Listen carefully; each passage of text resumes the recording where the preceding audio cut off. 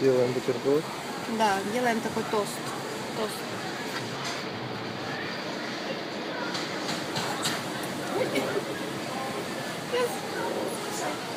Сыр несло. Руки дали.